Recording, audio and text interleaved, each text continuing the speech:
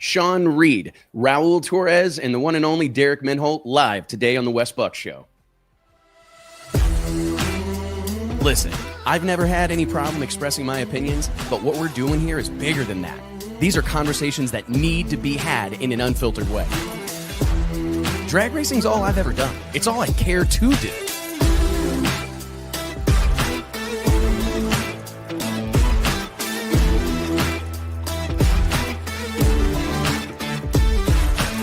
I respect the history, I appreciate how far we've come, but I want more for this sport, and I'll fight for it. It's uncut, it's unfiltered, this is the show of shows. The biggest names in drag racing. No holds barred.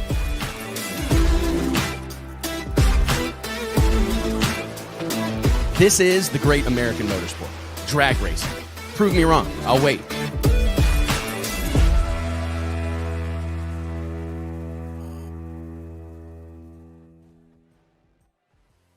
Hey gang, Wes Buck here, Drag Illustrated Magazine. Checking in is Wednesday, October 8th, 2025. Hope you're doing well out there, and thank you as always for joining us as we break down all things drag racing and all the various goings-ons in the sport today. We've got a hell of a show for you guys today. We got Shawn Reed, NHRA Top Fuel contender, joining us to talk about the incredible journey that he's been on here in 2025 and certainly has established himself as a legitimate player in NHRA Top Fuel drag racing. We're also going to hear from South Georgia Motorsports Park's own Raul Torres as we roll into No Mercy 16. United We Stand, one of the biggest drag radial events on the planet. They're already well underway down there. They got their first round of qualifying going down tonight. So we're going to talk all things drag radial as well as the recently announced NHRA national event that will find its way to South Georgia Motorsports Park in 2026. And we're also going to hear from Derek Menholt, who is just a couple of weeks removed from his first career NHRA Pro Mod victory. Huge accomplishment for the Montana-based racer, and I'm excited to hear what he has to say. But before we get too far along, what's going on, boys? We got JT and Mike in the house. I know JT's a little under the weather, got a cold, locked up. You're packed full of Dayquil, but I appreciate you fighting through, man. Mike, you doing well, buddy? Yeah, we just have those allergies, the normal JT allergies, right? Yeah, allergies, cold. If it's not JT allergies, he's actually got a real cold. So we're hoping, we're praying for you, JT. Now, correct me, is that a Mizzou hat, JT? Yeah. Okay, just like kind of a vintage logo type of situation. Yeah. Okay, I'm not familiar with that version of the University of Missouri logo, but I'm here for it. Yeah, I'm here for it. Yeah. No, man. Wild week already in the sport of drag racing, guys. We got a lot of ground to cover here today. I'm excited to talk to Shawn, Raul, and Derek.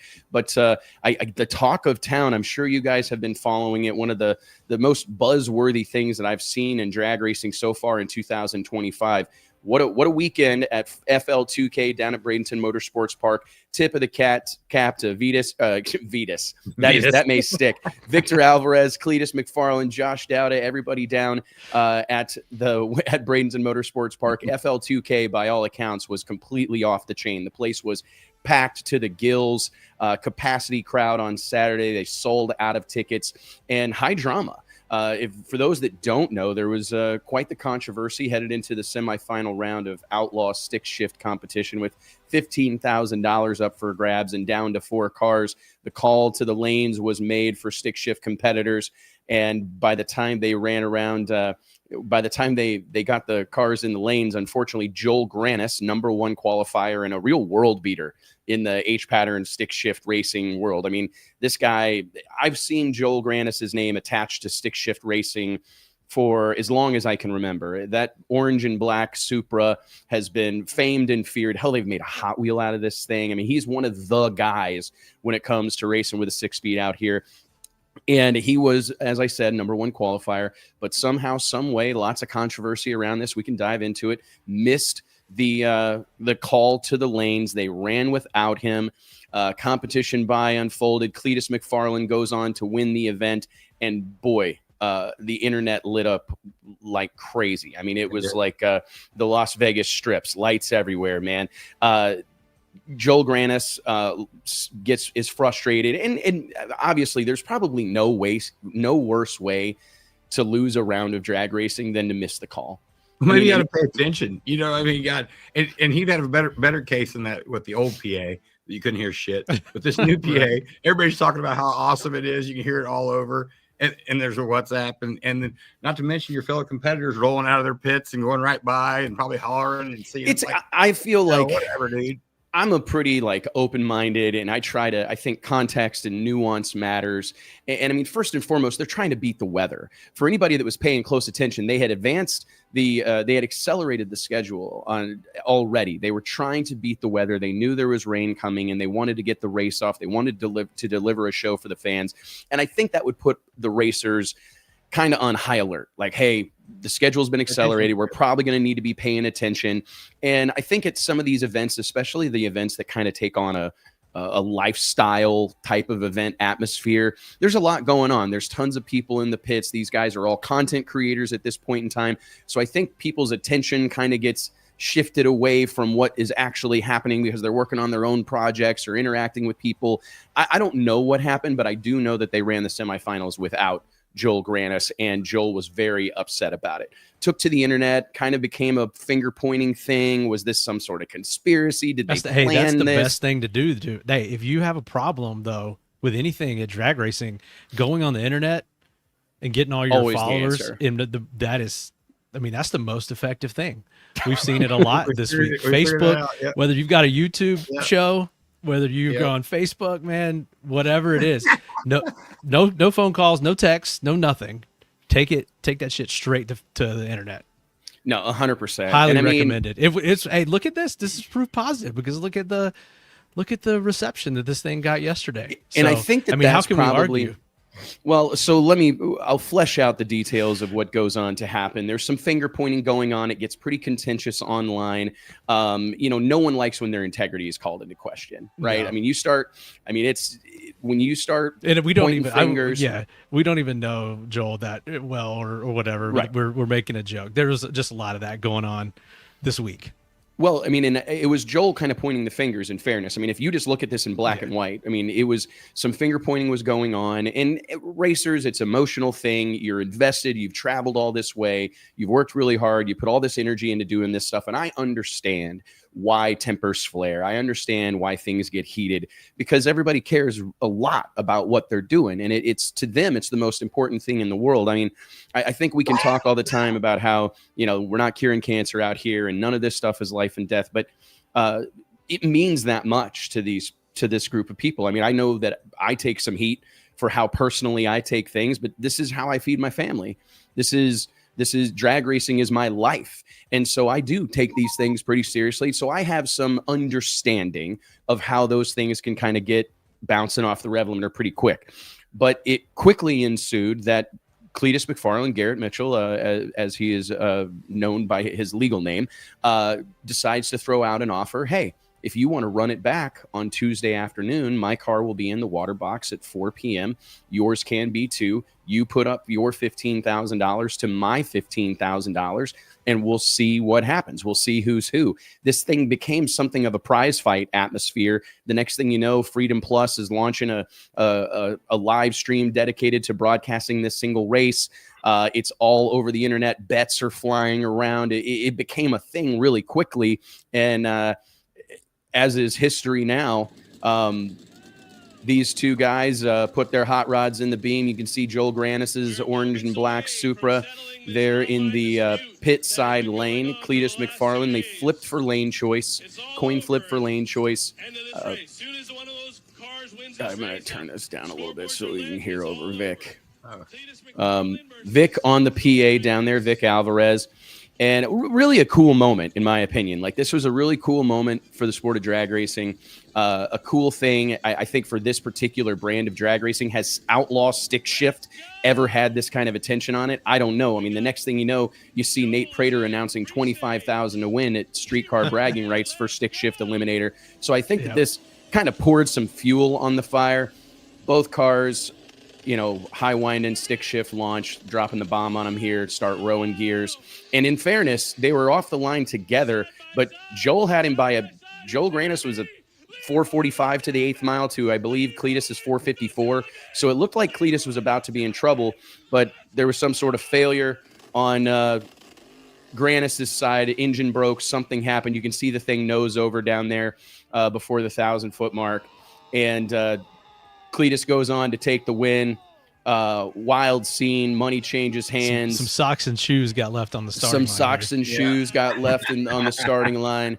Nonetheless, that's hilarious. They were turned, bro. They were wound up. And the whole situation was, like I said, really cool. But I kind of agree with you, because I think everybody kind of came out a winner here, because I don't know that Joel Granis has gotten this level of publicity ever in his career, despite all the success he's had and the records he's set and the barrier breaking run that he has had behind the wheel of that hot rod. I don't know that he's ever had more, talk about what he's doing until this weekend, but it seems to still be stewing. There's a lot of name calling going on. Still some I don't know. Yeah, I know that any publicity is good publicity, supposedly, but with the name calling and stuff like that, you're probably going to have a bunch of rabid Cletus fans on your ass for quite some time. We watched that with the Street Outlaw fans and Alex Laughlin for so long, right? I mean, they still come after. That's a good comparison. Hate, man. No, and I believe Cletus has an extremely loyal and extremely large fan base. So Joel's definitely in the deep water here, but I think it's going to keep eyes on this class. I mean, I know that World Cup finals coming up at Maryland International Raceway, Jason Miller's historic production up there in Maryland. It's going to bring a lot of attention to that event. It's going to bring a lot of attention to Streetcar Takeover, because I think more people are going to be paying attention to this particular style of drag racing, and that is a victory. But to your earlier point, Mike, like, what do you make of this immediate go to the internet, talk shit? I don't know how I feel about it, and I almost am torn on this deal, because it's it almost feels like that behavior was rewarded in some way, shape, or form, because I don't know that that's the way to go about these things. However, I can understand Granis's, I can see both sides of this situation. You're down to 4 cars. An argument could perhaps be made that somebody should have went and grabbed him. I know that there have been times, at NHRA races, at various races that we've put on, when somebody on a scooter is headed to somebody's pit to see what's going on. Yeah, I mean, that's standard at any national event. I'm not throwing shade or say anything. I'm just saying I can see NHRA, both sides of the argument. You, for the most part, you never hear the lane call, and they've got a guy that rides around on a scooter and blows the horn or whistles or gives you the signal to come up there. That's how that's what most everyone looks for, and until they're actually, like in our case, we always want to be the last or take our time or whatever. Right. If it's hot, whatever the case is, and you're going to make them come get you a couple of times before you go. But yeah, man, I don't know. And we weren't there, and you hear all the different stuff going on, but it is interesting. In this case, it was rewarded. And I do think it massively helped this event. I mean, it was a hugely successful event to begin with, but then they were able to just get this overtime or something to go into Monday, and where there's nothing else competing with it, and everyone's back to work on a Monday, and I think people are just fiending for something to pull up on whatever Freedom Plus in this case to watch while they're at work, and so it had all that benefit going for it. That might be better than the actual event. We talk about grudge races all the time, and then all the trash talking that went on in between. I mean, so everybody that's been reading along or reading through the comments, I mean, they're invested at this point, Yeah. And so, and it's that one race, man, and for all the marbles, basically, right? And it's mono, right? Yeah, it kind of reminds you of the old radio racers back in the day. There's a lot of I hate to say, I don't know how you handle it, because it's the world we live in, it's the times we live in. I feel like I saw this study or something, I forget what it was, that says that, or maybe it was just kind of one of these sayings or something, where the internet used to be somewhere you lived in the real world and went to the internet occasionally, you visited it. Now we live on the internet, and occasionally we will visit the real world. And true, right? I think that I hate to say, I think you may be right, and it is problematic, man. I find myself having to disconnect more and more just to try to I don't want to live on the internet. I don't want to live in that space. I want to be like out in the real world, living life and being a part of things. And it's easy to get sucked into that because it's almost the expectation. I feel like the world has flipped underneath our noses since, I don't know, for the last 20 years. Let's call it like since the start of the iPhone, really, when that was like the first thing to really put internet in your pocket and all the things in your pocket. And then that's when it started to really grow. And I think even those of us that are keenly aware of it and say things like what I just said, I've literally, from the time I've opened my eyes until now, basically everything I've done for work, communication, everything is via the internet. And it's just the world we live in. I mean, I hate to tell you guys and hate to do it on the show like this, but I actually started working for a new magazine this week, and it's on the internet. And so I hate to break it to you guys, but you know, oh yeah, Pro Street Magazine. Yep. Fletcher Cox there on the cover. Yeah. Off your car. This is our new title we're launching here soon, and this is Illustrated. Put that back up because it's got a lot of info that everybody's got to digest here. Yeah, this was in response to this was a little internal joke that one of our team members made. Ways to get weight added to your combo. But this was in response to Fletcher. Fletcher had some issues with the Pro Street rules or Pro 10.5 rules for Winter Series, and that stoked a whole nother conversation. So, you know, at the end of the day, I think that if nobody cared or it wasn't important, it would probably it would just go under the radar. And is that really what we want? So I think you just got to know when you're having when you have an event like FL2K or Winter Series coming up, or you're a guy like Fletcher Cox or Cletus McFarland or whatever, that, you know, anything you do is going to get scrutinized like that. 100%, man. And I do think that at the end of the day, on this particular deal, the fans won. Fans of drag racing scored a victory, put one in the column for the fans yesterday afternoon, because they got to see something that was hyped up, that mattered, that had meaning. It wasn't $1 million or anything. It was, you know, real money, good money, but it was a legitimate grudge race that was settled on the drag strip. And that's what our sport is about. And I think it was absolutely fantastic, man. And, you know, and people are I think you're exactly right, man. People care. I do think sometimes like the golden rule goes a long way. I know some of the things that I see on Facebook, my parents would have beat my ass for saying in public. You know what I mean? That's just the way I was raised. But I also can't expect everybody to come from, you know, the household that I came from. Right. And, well, and times change too. You know, times have changed, you know? Yeah, it really has. You used to not put anything. I mean, stuff like that would be like on Yellow Bullet. That's what like Yellow Bullet was for. If anyone that's not old enough to know about Yellow Bullet, when we talk about it and the yellowbullet.com nationals, if you wanted to call people names that, you know, make up new cuss words, Yellow Bullet was the place to do it. And you didn't put that on like whatever the general internet, but now it's out there, man. The standards change. I mean, it's such an interesting thing, because I do feel that like a lot of the growth that our sport has enjoyed over the course of the last few years has been fueled by, you know, its shareability on social media and the opportunity for all these people to connect from different parts of the country and different types of racing.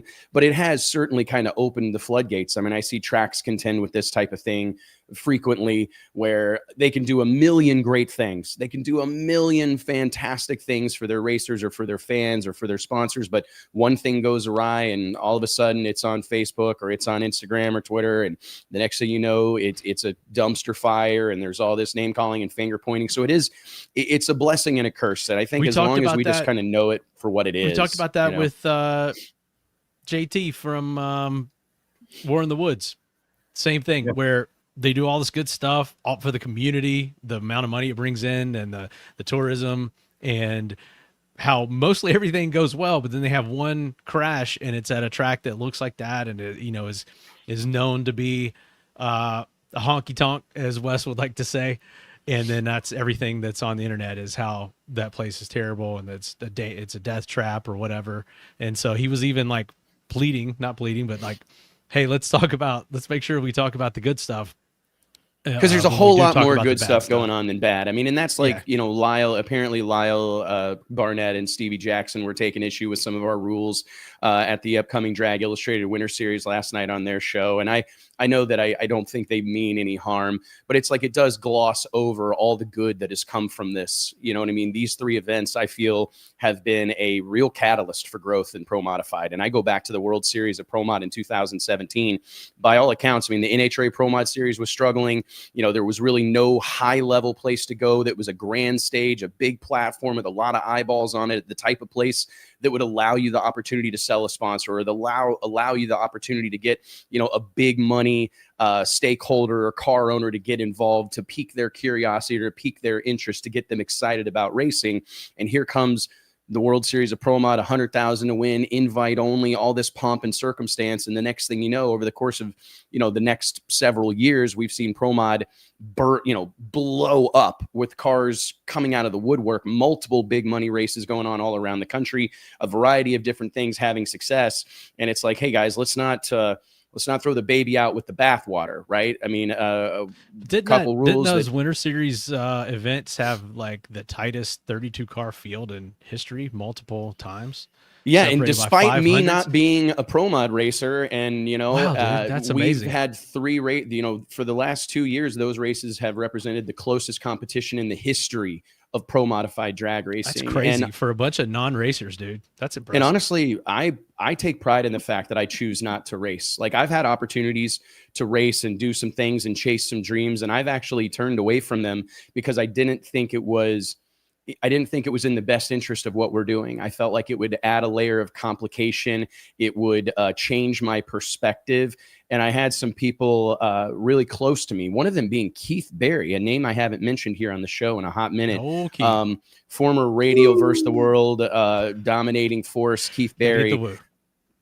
Keith actually said to me, he goes, "Man, Wes, I hope you don't drive one of these cars, because I don't think you'll hold guys like me in the same with the same reverence. I don't think you will put us on a pedestal the same way if you're out there doing it as well." And I thought, you know what, that's kind of a weird, you know, there may be some truth to that, right? Like, it allows me to be somewhat removed from it and look up to these guys and promote them as stars and heroes and these courageous badasses and all that. And I don't want to like normalize it by going, oh, you know what, I'll climb in the cage with these guys, no big deal. I want to treat them like the rock stars that I believe they are, the superheroes that I believe they are. And I'm glad that I have resisted that urge, because, I mean, it's no secret. I mean, since I was old enough to know what the hell was going on, I wanted to go drag racing.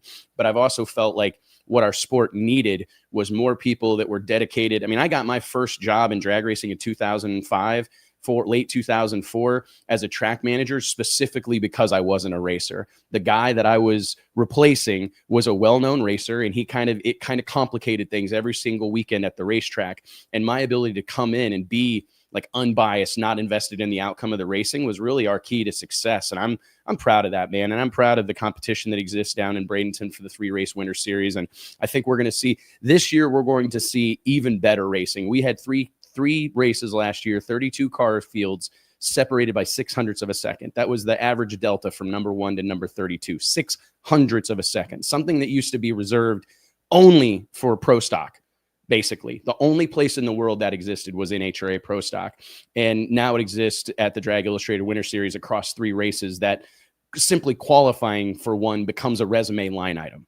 If you've qualified at one of those 3 races, you're somebody in the sport of drag racing. And I'm super proud of that. And I don't think it happened by accident. So, Dana's in here saying that the jab wasn't at the series at all, but at the cost that it would cost most teams to make the change to basically buy another set of wheels, probably, you know. Yeah, and that's honestly one of the things, and we're still working on. I mean, just so to be completely transparent, you know, we've spent weeks working on this particular aspect of the rule. We've spoken to every wheel manufacturer under the sun.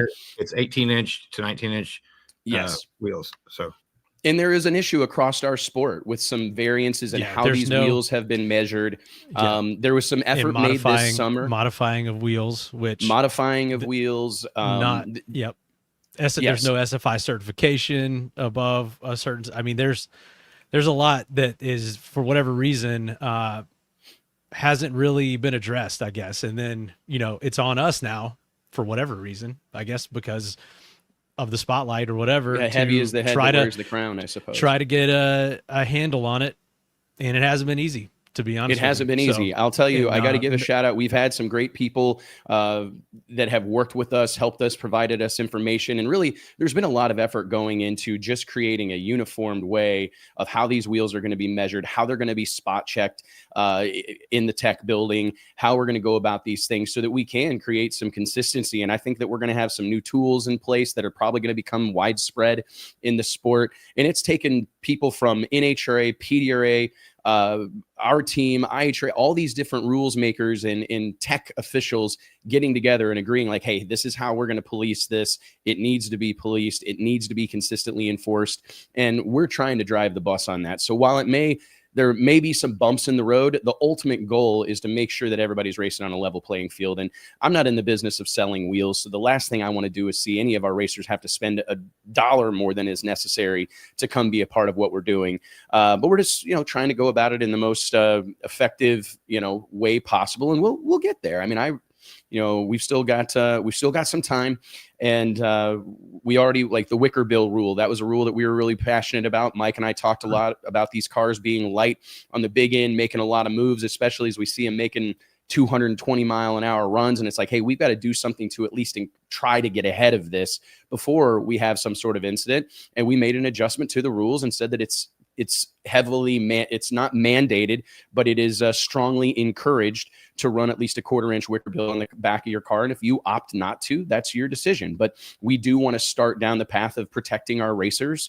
We know they'll do almost anything in the name of going a little bit quicker and a little bit faster. And we want to do our best to keep them safe. We see a lot of cars having parachutes falling down into the wheelie bars or not opening properly and causing accidents. And that's something that we don't want to see. One of the things that we've been also very proud of at the Winter Series is running tons of cars really quickly without any incident. So if we can, keep that trend alive, it's something that we're going to do our absolute best to do. So, but anyways, let's continue on with the show. We got a lot of ground to cover. JT, I want to take a quick second and remind everybody that each and every episode of the Wes Buck Show is made possible by way of Stroud Safety. Stroud Safety is known for their top quality racing safety equipment, from drag chutes and seatbelts to fire suits and blankets, all 100% made in America. Log on to stroudsafety.com today and make sure you tell them we sent you. Guys, we got our first guest of the day in the green room here. Let me see if I can find my notes, guys. I'm ill prepared. All right, here we go. I'm prepared now, JT. Okay. All right, who else in the green room? I did get a little fired up there. Mark Beatty in the house. What's going on, Mark? What's up, Appreciate Mark? you guys. All right, guys. Mark in a while in here. You ready? Let's give it up for the man of the hour. He's got one of the biggest races on the planet coming up, going on as we speak. We pulled him away from the action right now. All eyes are on his track, and we've got him cooped up in his office talking about drag racing on the internet. Let's give it up for South Georgia Motorsports Park's own Raul Torres. Come on. How are you guys? What's up, Raul? Not much. Just a quiet little Wednesday afternoon here at South Georgia. Yeah, the natural tendency just to go, oh, not much. That's like a human thing, but you're definitely not fitting that bill this week. Killing time this week here. Yeah, killing time, man. Let's get right into it, Raul. I mean, there's tons to talk about when it comes to South Georgia Motorsports Park, and I want to tell you that there's a whole group of us that are cheering you and your wife Jennifer on. It's been great to see your passion. I noticed it the moment I met you. I always say drag racers can kind of sniff out a brother or sister in arms like this. And as soon as I met you for the first time, I'm like, this dude gets it. This is a guy that loves this sport and wants to see it grow and wants to be a part of that growth. So I just want you to know that there's a whole slew of us that are cheering you on and couldn't be happier for everything that's going on at South Georgia Motorsports Park. But before we get into the future, let's get into the right now. No Mercy 16, United We Stand, race, Duck X Productions on the property again. Duck Week is upon us. I'm just curious, was this one of the events that you saw from afar prior to your involvement with South Georgia Motorsports Park that kind of oh man, I want to be a part of things like that, these cultural happenings in the sport of drag racing? Absolutely. As a matter of fact, 7 years ago, we ran our first lights out as a participant. My wife and I drove from South Florida and came to the racetrack for the first time. It was Lights Out 9. So about 7 years ago now, and we videoed ourselves coming into the racetrack. We recorded tons of footage that week. We were thrilled to be on the property. And prior to that, we were friends with the owners, Ozzy and Maria Moya at the time. And a couple of years later, we dropped the seed in their minds and say, hey, if you ever want to sell, because I fell in love with South Georgia the minute we drove into it. This place has all the potential in the world. It's huge. It's right off of I-75. It's in a great, place in the country where lots of folks could drive within 1 day's worth of drive. And I just saw the potential from the get-go, and we're excited when the opportunity presented itself just over 2.5 years ago to buy the place. We couldn't pass it up. We gave up a lot to be able to buy this place. We sacrificed some things, but everything fell into place, and we couldn't have been happier with our decision.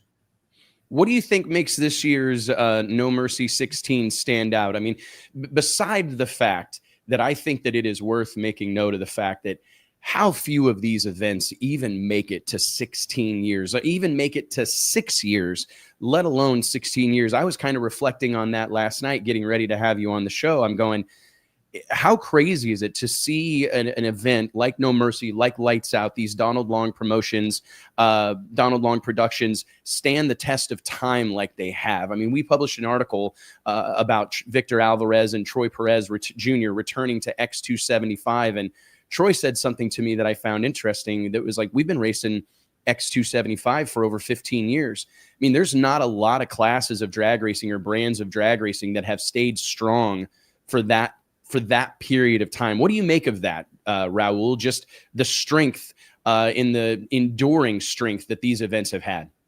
I mean, this is the pinnacle of small tire racing, and it's been that for over a decade. And I'm sure it wasn't the case the first couple of years, but Donald and his staff stuck through it and continued to grow. He saw the vision in it. He saw there was a need for a race like that, and he tweaked it along the years, and it's become a staple in the industry. When you think small tire radial racing, you think Donald Long and Duck X, and we're just blessed to have the opportunity to work with him. He didn't know me from Adam when we bought the facility, and he found it strange that we actually bought the place and agreed to purchase South Georgia without consenting with Donald or speaking to him. Hey, are you staying on board, or are you on your way out? What's going on? Are you have another 15 years in you? But we saw the potential the facility had itself, aside from what he's done over the last 16 years. But he gave us the opportunity, and that's all we've ever asked anybody. And the fact that he gave us the opportunity, we ran with it, and it means the world to us. But Donald cannot be duplicated. Donald is Donald. Duck X is Duck X. And if you ever get to meet him and have the pleasure to know him on a personal level, you'll understand where he comes from.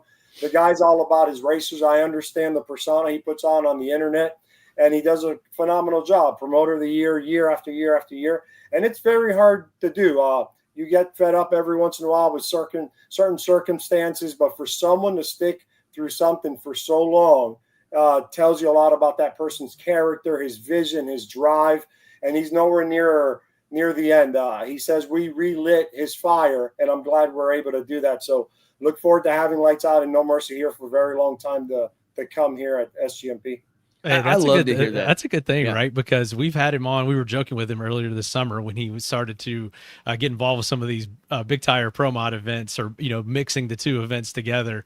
That maybe he had left the radials behind, and he was seeing the light of the slick tire, and just that's something you couldn't even joke with him about a few years ago. And we just having him on through the show, getting to know Donald. He came out to the first ever World Series of Pro Mod in Denver. Him, Tommy Kundrick, a handful of other people that were really heavily involved in the radio scene at that time, really just to support us and kind of be there to answer questions and just support another promoter sort of sticking their neck out with a different type of event. And he almost made us not tell anybody that he was there or that he had came, because it went against his persona at the time. But I think we've seen a little bit of I don't want to say maturity, but softening. I think Donald has softened a little. I think Donald, and to Raul's point, Dana Turner's got a point, but maybe it's Stephanie. Maybe we need to credit all this to Stephanie, right? Maybe it's not just it Donald. is. Maybe it is credit to Stephanie, but I do think Donald has softened. And if you know Donald on a personal level, like, he's a hilarious guy. He's a great guy. He pours his heart and soul into this stuff. But when he gets behind that keyboard or behind that little screen, he gets pretty salty. But well, he's I not will so say bad that, anymore. We were talking about earlier about how savage the internet's become. Donald used to set the bar for, you know, what you could get away with saying on the internet, and now people are really leapfrogging that. So I think maybe he's either got to step it up or give up the fight on the controversy. But he does pop in there every now and then as we get close to these events. Raul, he put a video out either late last night or this morning with Forever Grudge, and I'm sure he ruffled some feathers with that. So it just depends what he wants to get out there. And like any other business, you've got to evolve and you've got to make adjustment as times change. Sometimes texts or messages on the internet get misunderstood or misinterpreted. So he's got to tread lightly with certain subjects and what he says. But he's certainly a fun character to be around, and he's an asset to us over here. Tell us about the investments and improvements you've made. I feel like that's a real consistent thing amongst the tracks in our sport that stay at the top of the conversation, that stay a central part of the buzzworthy happenings in the sport of drag racing are the facilities that are reinvesting. I know that's something that you mentioned, the sacrifices that were made to simply purchase the track, but did you go into this going, hey, we're just getting started. We're not buying this place and never spending another penny on it. We're buying this place well knowing that we are going to have to make investments over the course of time to improve the experience for our fans, for our racers, for our partners? Well, I'll tell you, I'll go on the limb to say the majority of the country can't live off of my payroll, what we pay ourselves, my wife and I together, because we invest everything we make back into the facility. It's been a long road, but we've had to buy, backups to every last equipment, whether it's a tenant machine, tractors. You're going to see 4 tractors this evening going one behind the other from the fob mat. We have cleaned the house from front to back, left to right. We're still going to bring in more grandstands. We're doing a ton of improvements on a regular basis. Physically, I don't think there's been that many. It's more behind the scenes. We've got more computers, more PAs, a lot more speakers. There's a lot of things that take a lot of things that need to happen to put up a race like this. There's a lot of things behind the scenes that folks don't understand, whether it's microphones, whether it's an amplifier. We've got backups to backups. We've got plenty of fuel in stock and drinks and food and freezers. It's all those little things that make us successful. As far as, cosmetics, we've rebuilt our bathrooms. We've put in showers as well. We built a mud park from the ground up. That was a couple of months worth of build. So we only, for the last 10 years, have had a drag strip. We want to bring back the circle track. We run the mud bogs. We have a dirt track as well. We've got a figure 8 mega truck course on the facility. We're on 350 acres. So we want to make sure we use them, to the benefit, as much of a benefit as possible. I think you make a good point there, because a lot of the stuff that tracks, I know I can't count the number of times I've seen a track have a storm roll in or whatever, something gets struck by lightning and boom, we're done for. Nobody's got a backup of anything. Amplifiers fried, the tower and the computer's fried. So I think that's a testament to having a strong desire to finish the show, to do what you promised, right? If we started this race, by God, we're going to finish it, and improving that experience for fans. PA, like the public address systems at racetracks around the world, by and large, are problematic. And it does feel like we're finally starting to get our sport into the 21st century, where you can hear what's going on. There's music playing. There's some sort of atmosphere being created. So I applaud that. And even though it maybe doesn't look like a brand new tower that you guys built somewhere or a giant luxury suite, I don't think that's what a lot of these places need. I think we just need to find ways to incrementally improve the experience. Speaking of incrementally improving the experience, boy, oh boy, I have to believe that this was a dream come true type of scenario. Broke the internet earlier this year when it was announced that the NHRA Southern Nationals would return to the NHRA schedule in 2026 and be going to your own South Georgia Motorsports Park. Huge news, very exciting. I can't imagine how your fans in that part of the country feel. All the people that fell in love with seeing that peach logo and the Southern Nationals and being a part of this deal. Give us some, how does that feel? To knock that domino down. I know we've still got to put on a race, and there's a lot of work likely that has to be done before it happens. But just finding yourself in that conversation, Raul, had to be somewhat surreal. Oh, it was amazing. It is a dream come true. I honestly didn't expect it this soon. I knew it would come because I wouldn't give up until we received the national event. And that was one of the reasons, one of many reasons we bought this racetrack, is because we saw the potential. It wasn't a hole in the wall that we loved and it was down the street from us. We moved, to another state. We purchased a home out here. We transferred everything. We made a big sacrifice, but we knew there was a long-term return here on this investment. And we saw what some folks may not have seen. Oh, it's been there 22 years. You'll never get this. You'll never get that. Wes, I want to have the best no prep race in the world. I want to have the best, pro mod race in the world. I want to have the best national event this country has ever seen. It may not happen May 1st through the 3rd, but rest assured, if I'm alive another 22, 25, 30 years, it's going to be the best national event. We make everyone feel at home when they come through the gates, whether it's another promoter's race or our race. My wife and daughters and myself are at the front gate from 7 in the morning to 11 o'clock at night. No ands, ifs, or buts. We greet you. We say goodbye. We, put on the wristband. We make it happen for you, and we make everyone feel at home. And I think by having those personal relationships with our guests, it's only going to help us grow and thrive in this industry. And we're going to continue to push forward. But yeah, I saw the potential in this place, and I'm surprised. I guess I barked enough. We ran into you at your event down in Bradenton a couple of years ago, and I wasn't there to have a good time. I was there to conduct business. I was there to learn more. I was there to see ideas. You guys put on a phenomenal show. Loved your VIP, setup. Loved everything you did with the DJ and the enthusiasm. It's a show you've got to put on. It's not a race. We're here to make sure people have a good time when they come into the gate and that they leave just as happy as they were when they came through the gate. And that's what we do on our off time. We travel to other racetracks. We take mental and physical notes, and then we implement that here where we feel we would, benefit from that. No, and you can see it, Raul. You can tell it. I mean, I noticed it immediately, and everything that you guys are doing, that you're clearly headed in the right direction. And I couldn't be happier for you. What kind of undertaking, like from an infrastructure standpoint, is it getting ready for a national event? I try to have this conversation sometimes with people that, when you start to get that many people on the property, 10,000 plus, whatever. And I'm envisioning something like a Southern New England Nationals, big wedding, smaller church, right? I mean, and I've said this for years. Mike was talking about it earlier. Some bands sound better in a honky tonk, and drag racing is that band.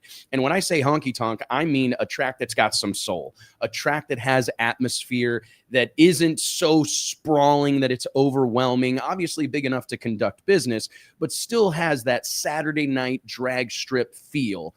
And I think it's magic. I think it's lightning in a bottle when you bring those events, those big, large-scale events, to a smaller Saturday night drag strip. I think you're about to have a barn burner in your hands, but getting prepared to have that kind of people on the property, I mean, you've basically got a small city on your hands, and you're dealing with all the things that happen in a small city on a weekend. What's it been like kind of wrapping your head around that? Have the NHRA been valuable partners in kind of some of those planning pieces and getting ready? They've been an asset from the get-go, and that's one of the reasons I'm willing to host a national event. And the minute we started speaking, everything needed to make sense for everybody. It's got to be a two-way, benefiting relationship, a mutual benefiting relationship. They've, asked for X, Y, and Z, everything in which I could manage and handle and get done that we felt we could get done from here to May. We meet with them, with their vice president and one of their operations manager, on a weekly basis, and we go over accomplishments. I've hired several full-time staff members just to solely concentrate on the national event. Mind you, we're 8 months away, and if we have it in February, we'll probably be ready. I can't say, all the other events I've handled for the last 2 years are now very easy for us to handle and take care of, but we're a lot more prepared today than what we were 2 years ago, because we've been through everything 2 or 4 times at this point, when we have, that same event multiple times like we do with Donald. But we are focused on that May event, and we have no doubt that we're going to knock it out of the park. Now, we're compared to Epping, for example, and that's how I envisioned it. When I went to Epping last year, I said, my God, if they could host it, why can't we? Well, I want to be compared to Norwalk. I want to be compared to Gainesville when they sell out at 40,000 seats.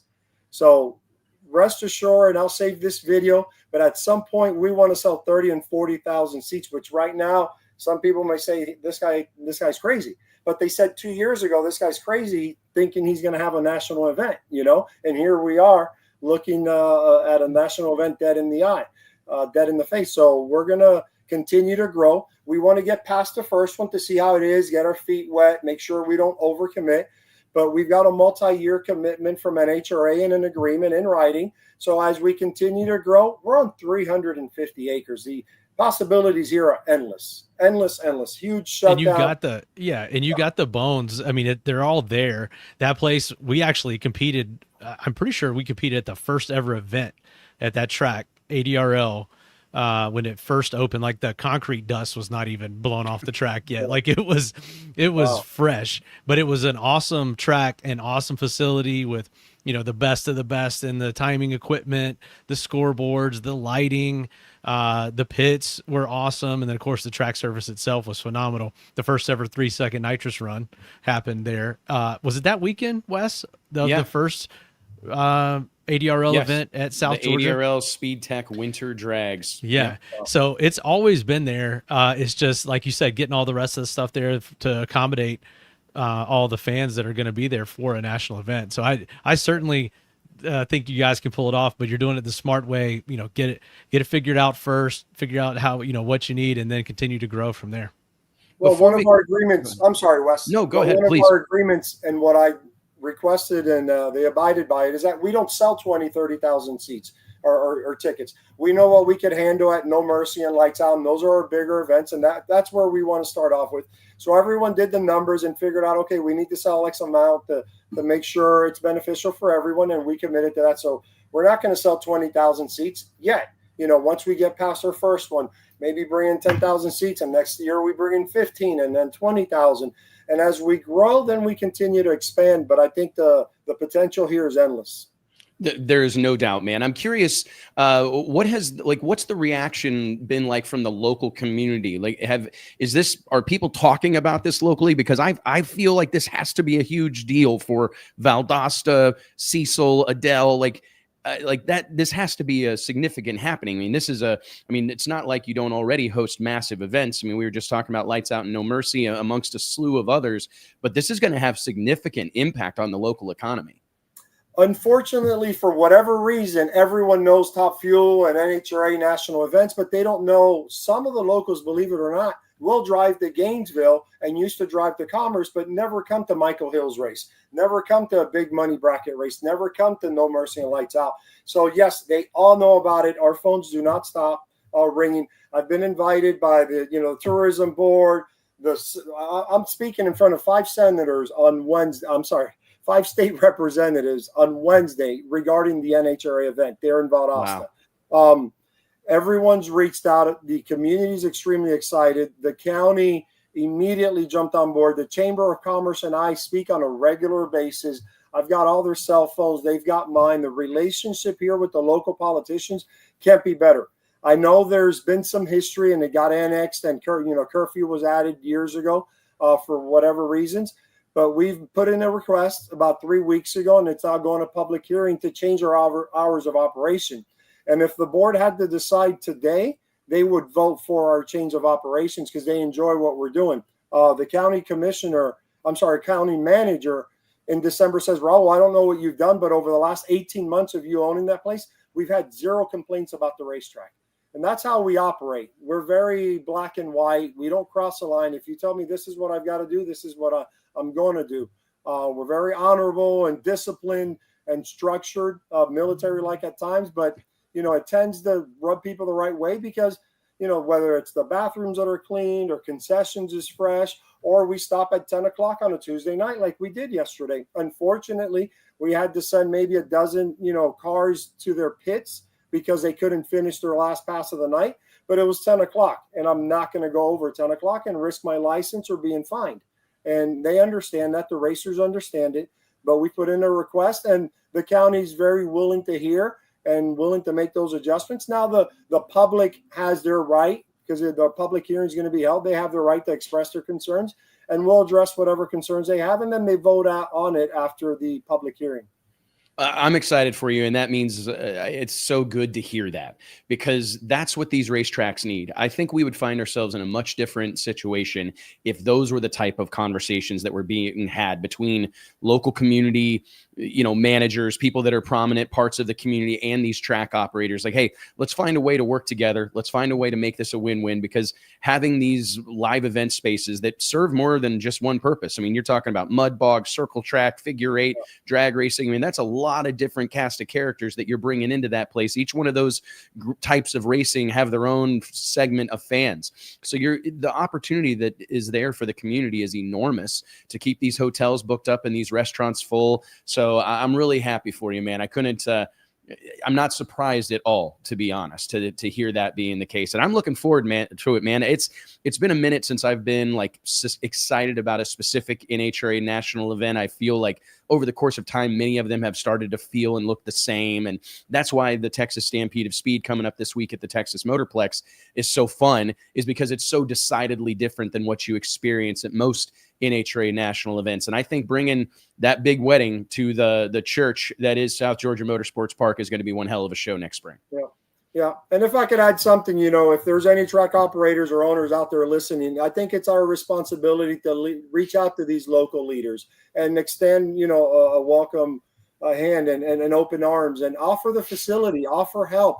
We're on 350 acres. Most racetracks on are a couple hundred acres. There's plenty of use that the community could benefit from these facilities. We sit dormant Monday through Thursday for the most part. Reach out to your local sheriff's office and see if they want to train in your parking lot, or do a skid pad or something, wet the entire parking lot and let them do some maneuvering, or their SWAT team may do some training exercises. We reach out to Moody Air Force Base on a regular basis, and they were going to train here. As a matter of fact, last October, they were scheduled to come here, and it was canceled because of the hurricane. But as a matter of fact, the hurricane, we had over 300 trucks out here, boom trucks set up here for the hurricane, and they stayed here for months. As a matter of fact, they were here for No Mercy. We moved them over to the South Field after 3 weeks of being on the property, and they stayed here through December. And if you don't do that, what are you gonna expect from them? Why would they reach out to you? So once they realize, hey, these guys are an asset, they're partners, what are they really about? Then that's when they start learning about you, and you get an opportunity to prove yourself at that point. Man, from your mouth to God's ears. Raul, thank you so much for spending a little bit of time with us. We couldn't be happier for you, nor more excited to watch things unfold this weekend. If you're not there in person at South Georgia Motorsports Park for No Mercy 16, of course, streaming live on flowracing.com. Follow along. I know I will be, man. You be safe. Best of luck, and we'll talk to you soon, brother. Thank you, guys. Raul Torres. Thanks, Raul. Man, a lot of good info there. He's no shit. He's doing it right, man. He is doing it right. Just the stuff that he was saying there at the end. I think there's this mentality. It's just at that point unused pavement, right? That you're not using.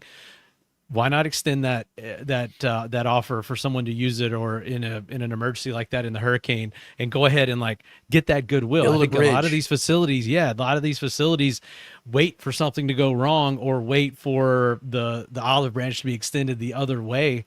That's very smart, man. He's got a lot. He needs to they need to get him signed up at PRI to do like a seminar for track operators. They really should. And let's put that together. Because we need to work on that. He's really got it together. Well spoken, can present that info. That'd be awesome.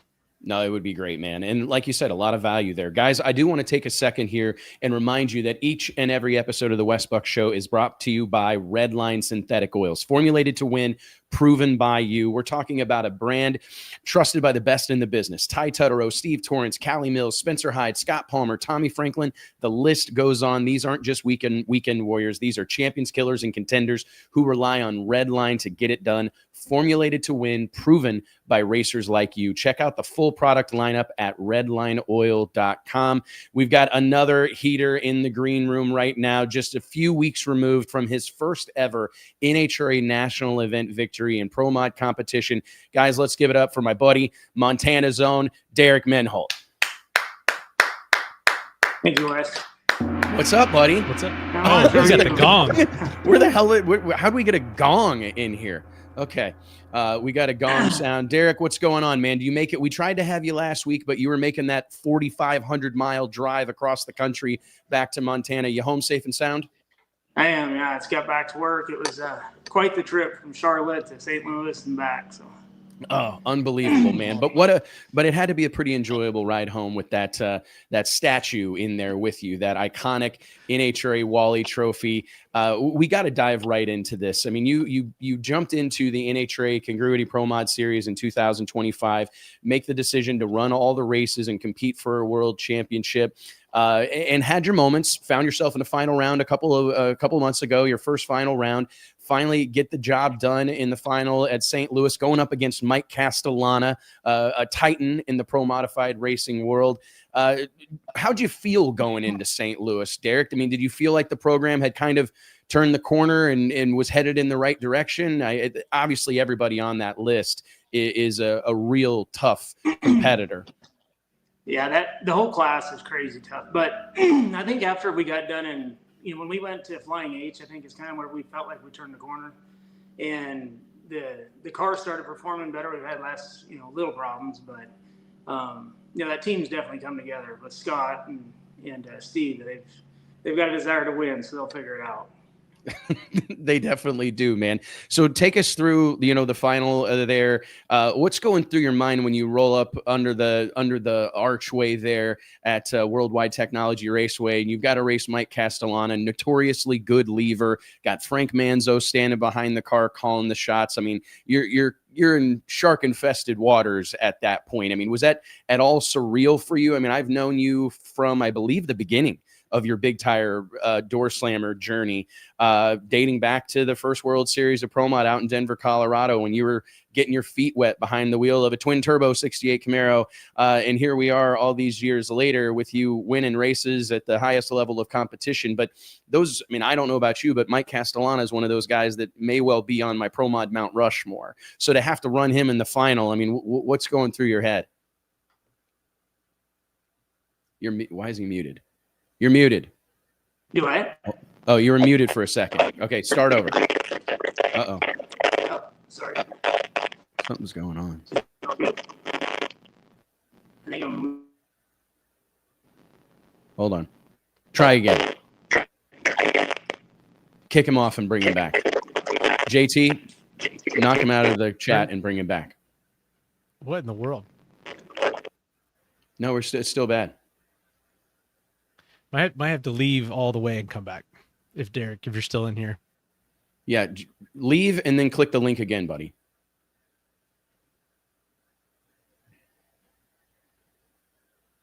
We'll get him back, Mike. Don't worry. JT's working. We'll get him back. We got JT. Thank you. One thing we got to talk to Derek about when he gets back in here is his new ZR1 Corvette. We had Joey Martin on here last week showing off his. Derek's got one equally as badass, orange, black, carbon fiber.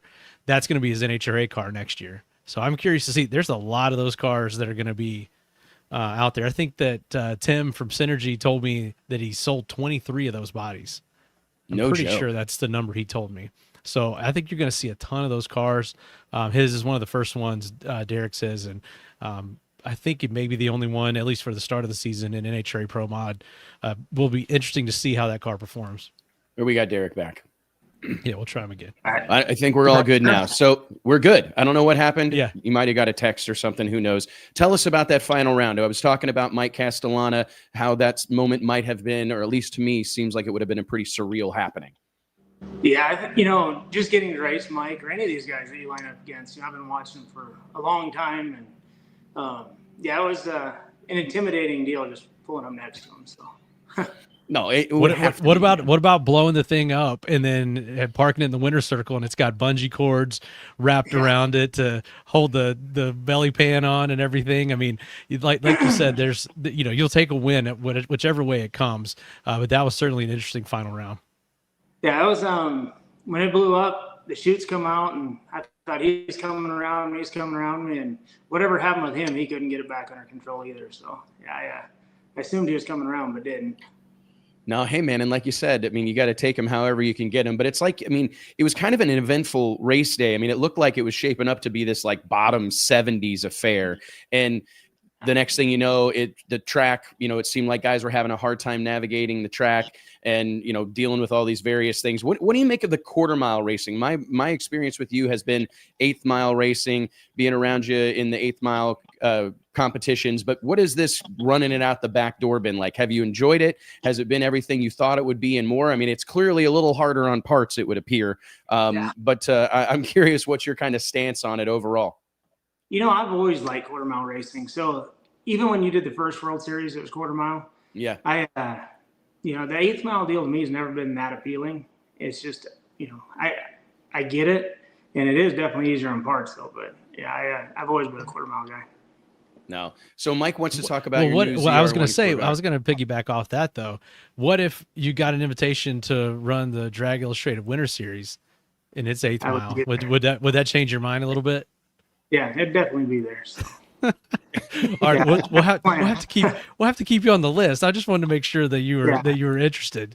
But now, talk to us about your new car that you've got coming up. We actually had Joey Martin on the show last week. He's got one of these new ZR1s that he's debuting soon. I know that there's a handful of these that are going to be coming out at the end of this year and the start of next year, but yours is really one of the first ones we've seen completed and ready to go. And I know you're excited about that car for next year. So testing went well early on, and what are you expecting out of that thing next year? You know, we're going to go test it again in Phoenix the week of Vegas. So I don't know if it'll make an appearance in Vegas. I mean, it would take something that, you know, showed a couple numbers better than that Camaro. The Camaro has been really good. I do think there's some advantages that Corvette, and it, you know, the first, you know, pass, it went fast. So you know, we're excited about testing it, and we're going to put an outlaw motor in it, you know, possibly for some winter stuff, but that's the plan. But yeah, I know that car, I built the car, Hoskins painted. I mean, it's a beautiful race car. So we're excited to get it out soon. No, and it's back to the classic Derek Menholt orange, which I just can't hardly see you in a car that's not orange. I love that silver 69 Camaro. That Camaro would be orange if Derek had chose it. I think Tidwell chose the paint on that thing, right? Because it would be orange if Derek. Yeah. Scott asked me what I thought for the color, and I told him orange, and he's like, okay, it's going to be silver. So no, he did a good job. It's a good looking car. Oh, it is a good looking car, but I was like, oh man, Derek's got to be in an orange hot rod. But no, it's what do you make of, you said it went fast first run off the trailer. I mean, as someone who's been around this for a long time, and you know, you were kind of part of one of the early twin turbo Hemi combinations, and those things were pretty wild and cantankerous, and making the trip wasn't a foregone conclusion. Are you at all surprised, just with all your racing experience, how you're able to even bring a car like that out and be successful on the first rip? You know, with RK Racecraft set it up, and Ryan, I mean, every car that he's done for me, you can take it out of the trailer and go race it. You know, you buy the Pro Line package, the Mark Mickey deal, and it's takes a lot of the guesswork out of starting with a new car too.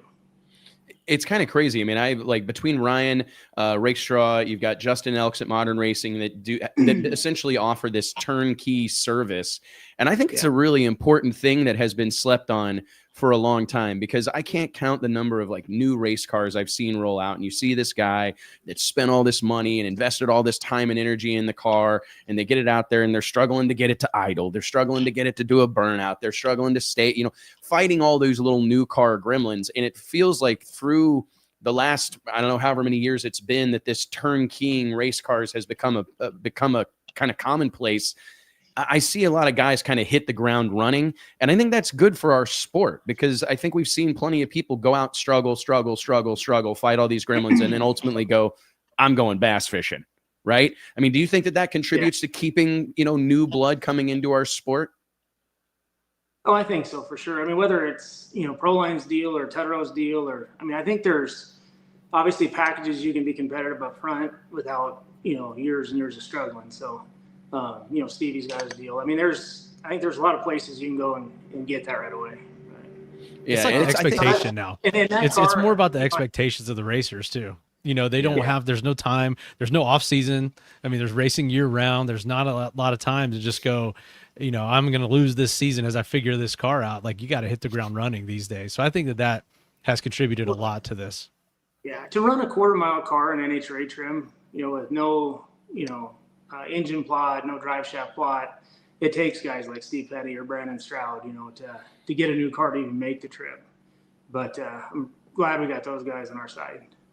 Oh yeah, I tell you what, man, I think there was a time not too terribly long ago when I think there was some of us looking around going like, all right, it's Steve Petty and who else? Like, who are the next men up? And it's been cool to see him, you know, kind of take some of these younger guys and other cats under his wing and help them develop as crew chiefs. And now, I mean, I think a lot of people would point to Brandon Stroud as, if not the best tuner in the space, damn near in the conversation for the best tuner in the space. And I think of Jamie Miller. I mean, there's a lot of people that are kind of have developed into world beating crew chiefs, and we need him, you know, because that's one of the things that we've seen like be a problem is you'll go to one of these events. I think of Ducks Race this weekend, our own events in Florida. You'll have guys that are tuning on 4, 5, 6 cars. And so we need them to multiply. Yeah, we need my group together. Yeah, we need them to multiply. We need there to be more people, you know, calling the shots on these cars so that every one of these crew chiefs aren't walking around looking like you know, they're worn slick, you know, from trying to keep up with it all. Well, you know, and there's obviously, I think probably the most underrated guy on Scott Tidwell's team is Chris Terry. And, you know, I know he goes out there and he's going to tune some stuff in the radial ranks but he does a good job not only getting the cars ready, but even watching Steve and Brandon. And, you know, there's guys like him that are going to come out and surprise a lot of people, I think. But yeah, Chris is, like I said, he's probably the most underrated one on that team, but he does a lot of work, and that guy's always busy.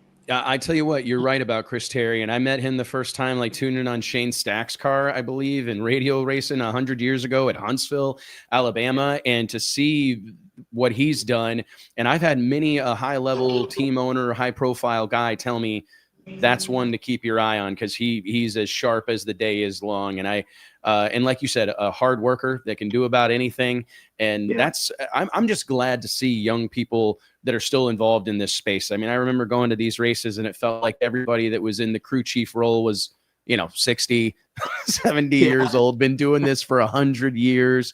And it's nice to see this influx of youth into our sport, man, especially in that tuning capacity, because it's not perhaps always as glamorous as getting to drive the car, you know? So take us through the final race of the year. Where did you were third in points going into St. Louis. Where are you now? We're third. We got oil down when we blew the motor up. They knocked us 10 points. A little fine there. Son of a bitch. We would have been, I mean, we're right in there. Everybody's within a round. So hopefully that doesn't come down to decide anything. But, you know, we made a mess of the track a couple times this year. Well, I tell you what, man, between Billy points and a half, isn't the final race points and a half? It's 30 points around. It's points and a half. I mean, there's, you know, Billy, Mike, myself, JR. I mean, anybody even down in the top 8 probably have like a mathematical chance to be able to do something here. I mean, but it's crazy. It's coming down to, it's going to be a dogfight there for sure. No, I think that's exactly what we need. This is the conclusion to the NHRA Pro Mod Drag Racing Series that we need. Is for years and years and years, the series came down to first, second, third, or even the final round of the Vegas race. And I think it's the perfect venue for the season to come to a close. You know, everybody kind of let it all hang out. And as to your point, between Banica and, I mean, Ken Cartuccio, your teammate in 8th, I mean, there's less than 100 points from 1 to 8 in those top few. It's really incredible. And what a turnaround we've seen. I mean, it looked early in the year like J.R. Gray and Mike Stavrinos may well run away with it, but we see the points reset. Do you think was that well received? I'm sure Mike Stavrinos and J.R. Gray are very unhappy about it, but I'm just curious, like, was that largely well received amongst your pro mod fraternity? I think so. I think, you know, other than J.R. and Mike, you know, those guys had such a dominant start that, I mean, they would have walked away with this. And obviously, I don't know if it's a fair structure. I guess you can say that. But, I mean, in a roundabout way, it is. I mean, you got 4 races to kind of get it done. And that's always, I was telling Savage, he'd call me and we'd get, kind of have a bad time back and forth, but I told him I was going to peak in Las Vegas and I still want to do that. So, yeah. Well, hey, man, that's all we can ask for, peaking in Las Vegas. We're excited to see how it unfolds, Derek. We appreciate you taking some time to shoot the breeze with us, man. And we look forward to following this journey all the way through the end. And who knows, man, you and that silver and black Camaro may be amongst the last men standing. Oh, so thank you. We hope so too, brother. Appreciate Thanks, you. Derek. And thank you for taking a minute to chat with us. We'll talk soon. Ladies and gentlemen, Derek Menholt. We got to give him a round of applause. You got to have the gong when we got to hit the gong. Too. Boom. There we go. Thank you, JT. Gong delivered. Gong delivered. Okay, so I'm going to interrupt our regularly scheduled conversation here to talk about that Dana Turner is saying in the comments, and this is pretty interesting news, that on Life's a Drag with Elon Warner and Jason Logan earlier today, they announced that this would be Steve Torrance's last race. The NHRA Fall Nationals this weekend. And I don't know if it was confirmed. It seems not confirmed. It was hinted at. Inferred from what they were saying. I find it really interesting, but I will tell you that I have noticed a distinct change in Steve Torrance's kind of temperature when it comes to, you can tell that he's having fun, but there seems to be a real pull to be home, to be with family, to be in the business. We know that. We know that for a fact because he was a big catalyst behind the Pro Superstar Shootout in 2024 that we spearheaded. And he was there at the Flow deal. He was in all the initial meetings, and he said since day one, hey, I'm not trying to run 20 races a year. Give me 6 or 8 with everything I've got going on in my growing family and everything. And he's happy. And I think that is exactly what we've seen. So I can't say that I'm surprised by this at all. No, it's very interesting. And there's talking about maybe something mentioned. We're going to the Motorplex with a plan to win the race. We had a good last, nevertheless. Okay, here we go. With the championship pretty much out of our reach, going out west for the last 2 races really didn't make much sense, said Torrance, especially since we have holidays coming up that we all want to make special for the girls, daughters Haven and Harper. That means this weekend's race, the centerpiece of the track, Stampede of Speed, will offer up one final opportunity for Torrance and his Capco boys to extend to 14 the number of consecutive seasons in which they have started at least one event from the number 1 starting position.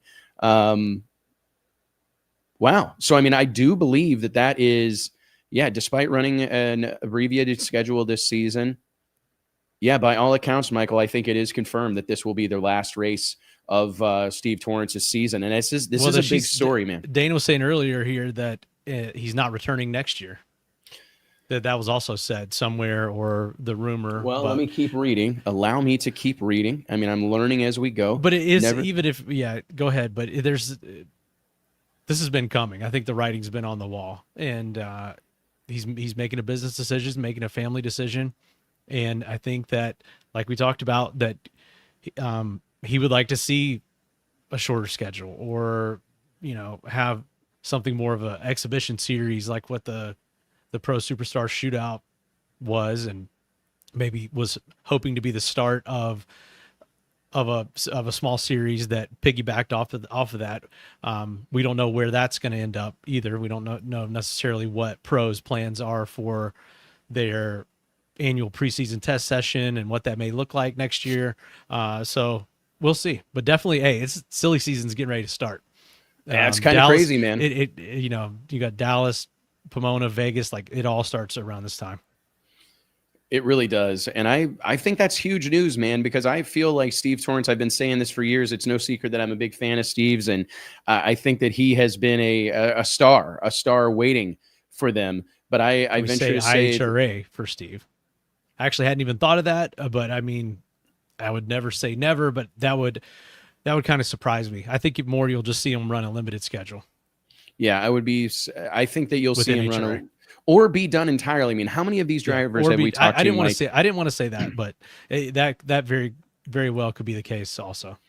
And it's tough. I mean, what it takes to race NHRA Top Fuel or Funny Car at this point, it's damn near all or none, right? Like to have, especially when you are accustomed to racing at the level that Steve Torrence has raced. I mean, we've got guys, I mean, there are NHRA Top Fuel crew chiefs that are making $500,000 a year, right? I mean, this is a big money game. I mean, we talk about how expensive Pro Mod is and how expensive these other things are.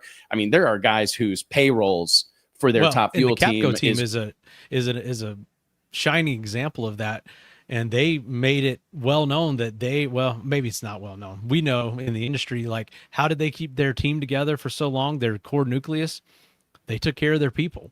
And anytime they had success, it's just like pro sports. Like a guy goes out and has a great season, they're probably going to want to renegotiate their contract, or they're going to be looking elsewhere in that off season or looking for a trade or whatever.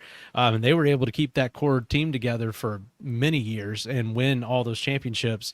And it's kind of a weird deal because Steve has been a little bit more under the radar, hasn't run a full schedule, that we forget how dominant he was just a few short years ago. Yeah. I mean, you're talking about one of the best to ever do it. I mean, I think that you have to throw him into that category. And it would be a weird world to think about, Steve Torrence not being a regular, because we need as many touring cars on the NHRA series as humanly possible right now. And I'm just, it's a shell-shocking development, man. We're going to have to dig into that a little bit. Back to what we were just saying, they're only going to do it at the highest level. Like, and if they feel like they can't do that, they're not going to show up. I feel like that is like, it's like, how many races are we going to do? Do we have the crew, the team together? Do we have all the parts and pieces? Then this is what we're going to do, rather than run themselves silly trying to run 20, the full schedule and trek across the country. So I think that's exactly what he's saying in that podcast as well. No, I'm anxious to see how this unfolds. I mean, that'll be the first trailer I go to. I'm actually headed out to the Motorplex tonight for the annual Champions Dinner. This is a really cool tradition that the Motorplex started a few years ago, where they invite back all the winners of the previous NHRA Fall Nationals. The winners of last year's Fall Nationals are kind of the guests, the stars of the show. They go up on stage, they're interviewed, they get to select the menu that everybody eats from that night, and it's they've got a red carpet entrance. Dude, the whole thing absolutely is top notch. I've never, as you would expect, nothing as less you would expect from the Meyer family. Man, I got FOMO. I got a bit FOMO big time. No, dude, it's going to be an interesting night for JT sure. does Soph too. and Alicia are going to go with me. We're going to have fun. I'm excited for Soph to walk the little red carpet with us. She'll get a big kick out of that, I'm sure. And it's going to be a big time, man. It always is. They'll have people hand rolling cigars, and they'll have all these little different experiences going on, and they'll have somebody painting. What's like the mascot? I can't think of its name. Giant, maybe, is what it should be. That really big bull they have out front. They'll have that there. They'll have some sort of music show going on after the fairs are over. And the coolest part is they'll have Joe Costello up on stage, and he really does a good job of having like these kind of long form conversations with the drivers, and you chat them up, and it's a really, really cool deal. But guys, we've got our next guest of the day in the green room. We're ready to rock and roll. Let's give it up for NHRA Top Fuel contender Shawn Reed. How's it going, guys? It's going well. It's going well, Shawn. Thank you so much for taking some time. I take it, are you already on the property at the legendary Texas Motorplex? Yeah, I'm sitting in the motorhome right off the starting line. I kind of lost my voice a little bit, so. Were you hooping and hollering? No, I've had a bad voice ever since my crash. Really, it's just kind of gotten a little bit worse now for some reason. But is that from the crash, or is that what you're saying? Yeah, I speak completely different now since my crash, but wow. This is a little bit more abnormal. I mean, I wasn't hooting and hollering, but I think my wife got a cold a couple of weeks ago, and she wished I'd lose the whole thing, but JT's got a cold, and his wife hopes the same thing. That's a coincidence. Well, that's incredible. I mean, you never think about something like that happen, but I'm sure the impact and at that speed just had some sort of, I mean, did your doctors have any like input on that or any fractured ribs, right? Yeah, I broke the 2 upper ribs, 3 on one side, 2 on the other, but I did have a bruised sternum. And my wife's a nurse by trade, and she said that trauma to the chest area can change that. And but it hasn't been this bad. It's just it's probably just some kind of cold bug or something. But I can hear and I can still speak. I can drive, 3 fingers and all. There you go, man. You've been killing it since you came back. I talked to you in Charlotte, said, hey, all you needed to do was just lose a couple fingers and then you're back here, cleaning up, man. So it was awesome to really see you bounce back from that deal so quickly and to come back and have that instant success. I don't think there was a person in the pits not rooting for that.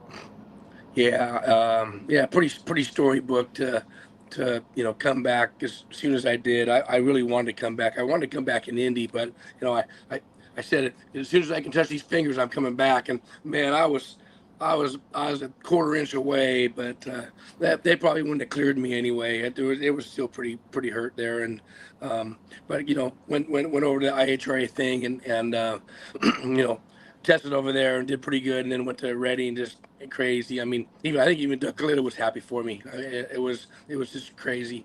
Well, can you speak to that a little bit? I mean, you talked about all the people that reached out, and that was one of the things that, and just you hate to have to experience. It's kind of like in tragedy. I think about like the things that happen in this great country of ours, right?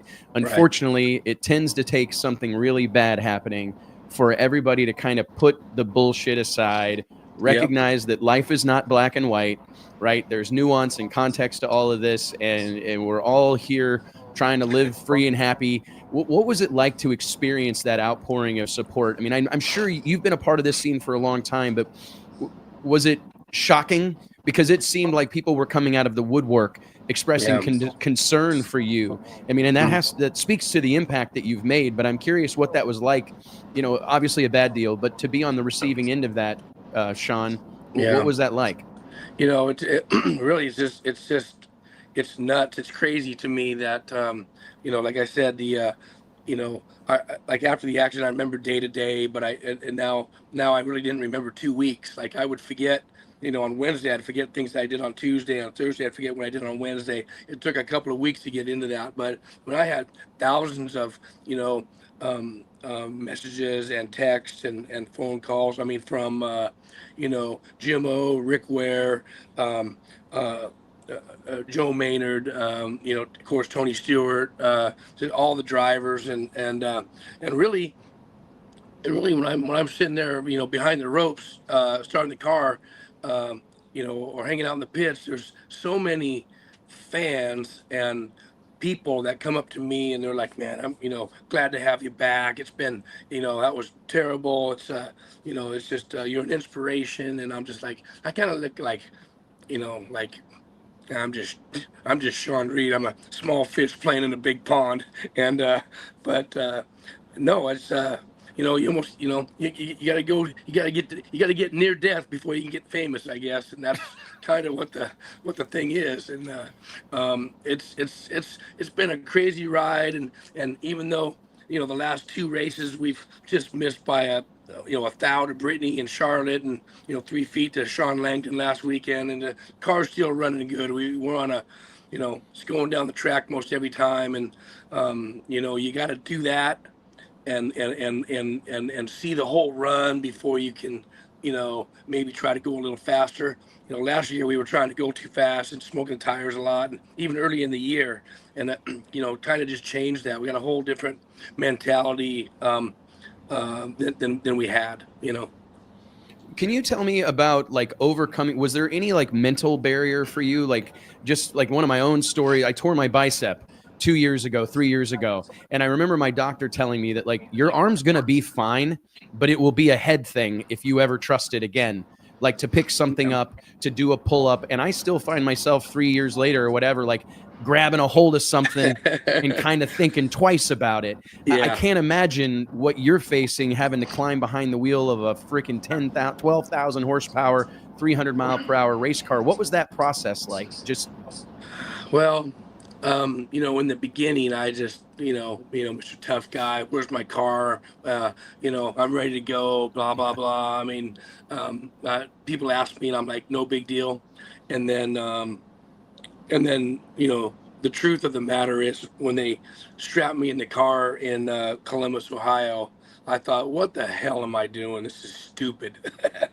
And I went down there and I got to admit, man, I mean, at 800 feet, I prayed to God them chutes came out and that tire stayed on.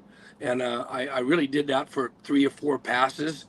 And now I'm just really kind of getting to where I couldn't think about, I didn't think about it anymore. And then, in Reading was really quite unique for me because I at the end of Columbus, I was just kind of thinking I'm done thinking about that stuff.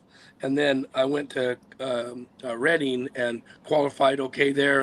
And second round, I got the Langdon and then Kalita, slid over into Tony Stewart. And I'm like, oh my gosh. I'm like, that's the guy I almost hit, thank God he smoked the tires against me in Seattle. So he did all that, pulled his second car out and then went out and won the next round. And here I am in the finals in the right lane against Doug Kalita in the left lane. And let me tell you, I thought about it a lot. I can only imagine because I mean, that it's such a heavy thing. One of the things that I like to talk about that I think gets, underserved in the sport of drag racing is the courage that it takes to strap into one of these things. And I mean, it's, I think that we oftentimes just glaze over that. We take it for granted. Yeah. There's all the talk, I think, from the uninitiated, uninformed fans that all you're doing is driving in a straight line, blah, blah, blah. Yeah. But it's like, the ability and the courage required to hold the pedal down in one of these things can't be overstated. Yeah. And so I commend that because I feel like that mental victory was probably as validating as the physical victory that you've had. Yeah, it was, it's terrible. I mean, as a racer, I think we all got the same mentality. We do everything in 3.8, 3.7 seconds, and my motto is this. I mean, if that foot, if you lift, you loose, and that's just really the way it is. I have that motto, and I just try to be the football that puts myself between the uprights at the end of the track, man, and that's really all it is you just got to go and driving these cars. Tony Stewart said it best, because he's done it all. And over here, over in NASCAR's 70% driver, 30% car. Over here is just opposite. It's 70% car, 3% driver. You got to have the balls to hit the throttle. And but let me tell you something. I mean, I could take 2 minutes and tell you what a run's like. I can dissect a 3.7 second run into a 2-minute speech. From the burnout to the lights. He flickered the bulb. I went in, took a top bulb out. We left, had a pretty good light. I felt the car veering right. Pulled it back in the center of the groove. Went too damn far, almost went over the damn center line. I mean, I can dissect everything that happens, and at 330 miles an hour, you can see Kalita or Bounty Hunter or Capco. I mean, it's clear as bell when they're out there by about 15 or 20 feet. And I've seen a lot of that, but we're running with them, so hopefully we can get better. Yeah, I was going to say, I mean, that's, not to be taken lightly. You guys have run really well this year. Started it at the Pro Superstar Shootout. You won that. And then you've been running up front. And then you have this happen and it kind of takes the wind out of your sails. And then you're able to get back on it for the end of the year. But what do you think? I mean, just looking forward to the end of the year, these last handful of races, and then for next year, what's your outlook? Well, I mean, we entered in 10th. We went to 5th after the win, and now 2 first-round exits. By just a slim margin, man. They just could have went either way. I mean, we could still be in 5th, 4th, real easy. We're in 9th now, and I mean, I'm only 2 rounds back out of, I think, 6 or maybe 2.5 rounds out of 5th, and some bonus points, right? So, we're hammered down. I mean, my guys are my guys are ready, and you know, all I said at the end of last year was I wanted to be in the talking about, you know, winning the championship and the countdown, and you know, the 10 wasn't going back on the wing, and it's just not gonna. We're not gonna let that happen. You know, I mean, am I gonna be okay with 9th or 8th? No, I'd love to get to 5th. I'd love to get to 5th or 4th, and then what we got to do is next year is, you know, maybe go with what we know, and not try to find something. You know, you kind of dig yourself a hole. And then you just can't really crawl out of it. You know, you know, so, you know, hopefully just kind of slow down, and you learn nothing by smoking the tires, except not to do that again. If you go down the track and you lose by 3 feet, you have all that 1,000 feet of data where you can kind of pick it up here, you know, maybe soften up there. You know, the clutch was just close, you know, soften it up early, you know, take more mid track, you know, take a little timing out down track. And, you know, that's kind of what we just did. And if you look at the way we qualify, you know, we're qualifying in top half I think 13 out of 16 races. And we're in 10th or 9th. You know, Tony Stewart, he qualifies just a smidge better than me on average, and he's sitting number 1 or 2, you know, going into the countdown.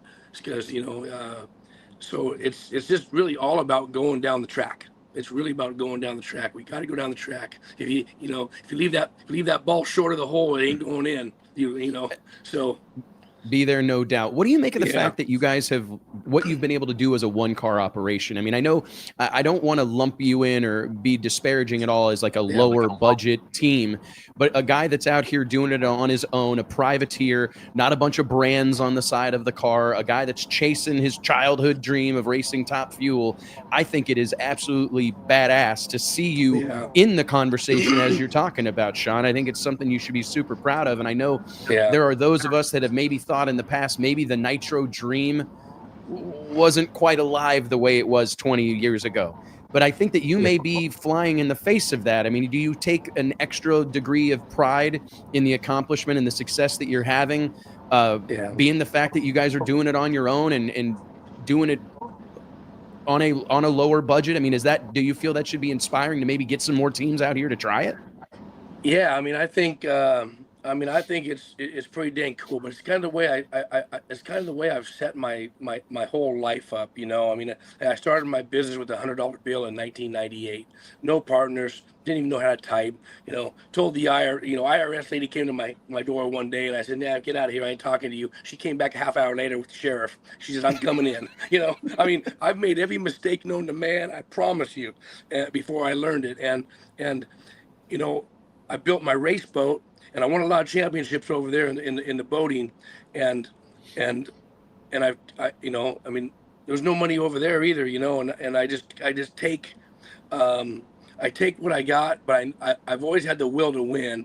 I got the dream to win, and I wouldn't do this if I couldn't buy the parts and pieces that could afford me to win, because I want to win. I don't need to come out here and make I don't need to come out here and make a bunch of friends. I got friends. I want to come out here and win.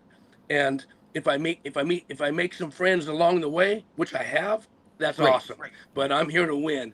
And you know, even like you know, take Reading. I was in this, you know, second round against Shawn Langdon, and I was sitting in the car, and he came up to me, and I'm like, "Look, bro," I says, you know, I don't know what's gonna happen, but I just want. I mean, if I win, I apologize for what comes out of my mouth, because I have no idea what I say. I might say you're a jackass. I might say I want to kick his ass. I don't know. But I said, I apologize. I didn't end up saying anything dumb, but that was surprising that I didn't. And, you know, because I just want to win so bad. And it, you know, when you lose by a foot, and I mean, I think Langdon beat me last year about 6 times by a total of less than a car length. That guy's had my number, and you know, I look at the Langdons and of course the Justin Ashley, Antron Brown.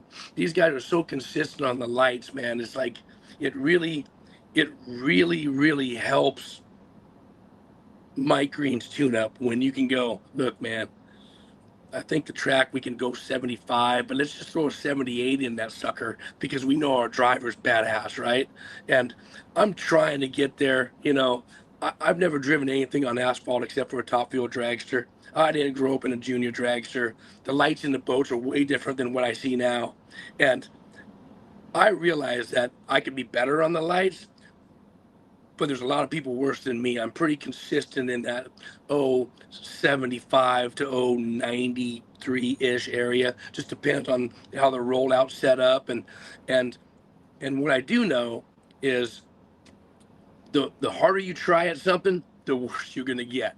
And I've tried all that. There's some things I'm doing now to kind of help me a little bit, but I'm not gonna sit here and try to do something that I really can't do. I mean, you go up there, you pre-stage, stage, yellow, go. That's all you can really think about. You don't really want to overthink it, and that's just how I see the lights right now. So there's some things I'm gonna do, and in the off season I'm gonna do to kind of help me visually see that. I mean, and I've had the 050s and I think I had a 048, 055s.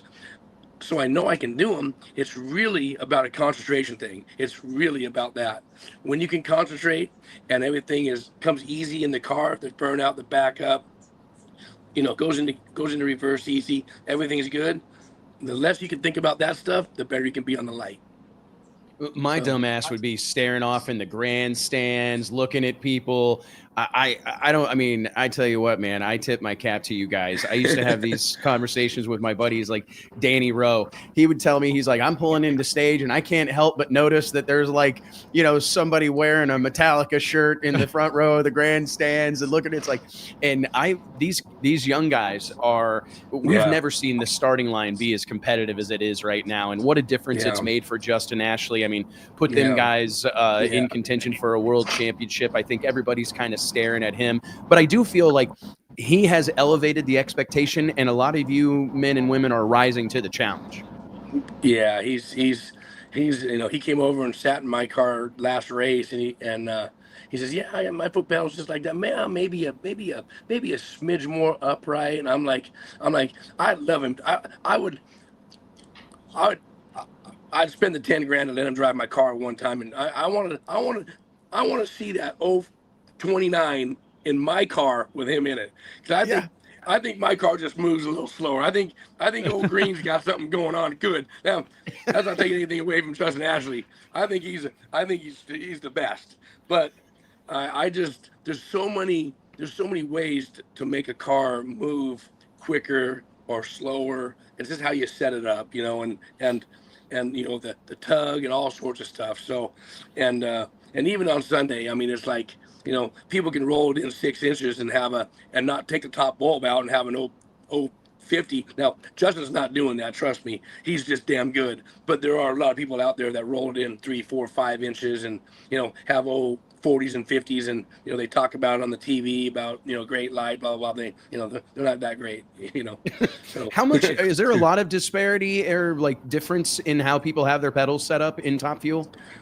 Yeah. There's, Antron, I believe Antron. I mean, when I go up there in the practice tree with Antron in his trailer, man, he's got a ankle that just slaps the heck out of that pedal. I mean, it makes it. I mean, it's like somebody put a shotgun behind me, and I mean, I'm like tink. He's like boom, and I'm like tink. He's like boom, and I'm just like, holy crap, man. So I got my pedal kind of back, coming to me a little bit, probably a couple inches more than he does. My knee's a little bit more bent, and I try to use my whole. I try to use my ankle, but also as I'm moving my leg. I'm trying to just slam everything forward, and I mean I've practiced the ankle thing, and it's just noticeably different how he smacks the pedal. I'm thinking, oh, that's just the pedal. Let me get on the number 2 player. Nope, tink.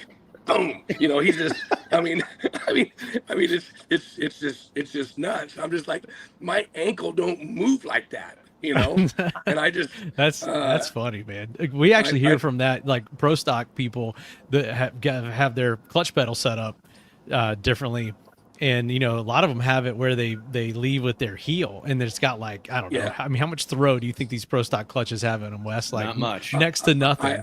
But like it's like a pro mod clutch. I watched like my dad run pro mod with a clutch my whole life, and his clutch, I mean, it would move like a foot, and he would have, you know, he's moving his whole leg, like you're saying, and he would put 800 or 900 pounds of brake pressure on when he would go to stage the car, and these guys are using like 10 pounds, right? Because it's like they're doing it differently, but that's just like muscle.